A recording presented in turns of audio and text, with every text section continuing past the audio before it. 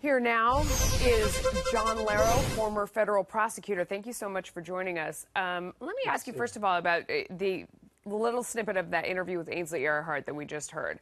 The president saying that he knew afterwards, and Michael Cohen saying he did it at his direction. What difference does that make based on who's telling the truth? Well, it goes to the potential illegality of a campaign contribution that was either made by a corporation, which cannot be done, or in excess of the limits.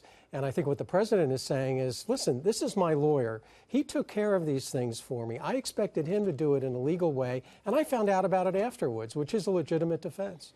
But he's also saying it's not part of the campaign, that you pay somebody to keep them quiet because people who cheat on their spouses tend to try and cover it up. And that was the John Edwards defense. No, exactly. That's a valid defense to a campaign contribution violation if you say, listen, I was doing it for family reasons. I was doing it to protect my wife and my kids, not in relationship to the campaign. The Obama administration had brought a prosecution against John Edwards, who was a Democratic nominee, and that case fizzled just on those grounds. Yeah, so if he instead did it, Lanny Davis today was trying to make the point that it was in order to sway an election. What is he doing? What's the argument there behind those words, and can he make a go of it? What is so shocking to me is that Lanny Davis is trying to shop his client's cooperation, and I was a federal prosecutor, and normally what happens is you have cooperation before a plea deal. The client comes in, gives up what he has, and the prosecutor, if they believe him, then grants some kind of cooperation concession. Here, Cohen doesn't have that, which leads me to believe that the prosecutors don't believe him enough to the extent that they think he can be a credible witness, and that's pretty serious. They don't believe him enough in implicating the president because they both agreed to what it is that he did. He said that he did it at the direction of a federal candidate, and we obviously know who that is. That's right, but simply making a payment at the direction of a candidate isn't enough to violate the law. It has to be in excess of what the limits are, and it has to relate to some kind of corporate contribution. And Trump is saying, I didn't know any of that. I'm relying on Cohen, my lawyer, to do the right thing for me. What makes it a campaign contribution or not?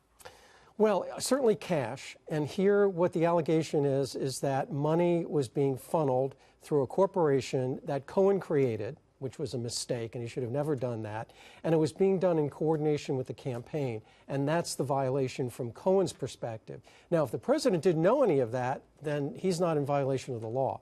This is an intent crime. So you have to intend to violate the law. What would make it in cooperation with the campaign? Would he have had to speak to somebody else besides? Because the president is kind of the campaign, isn't he? That's right. But go ahead. No, the allegation here is that Cohen was in communication with the campaign.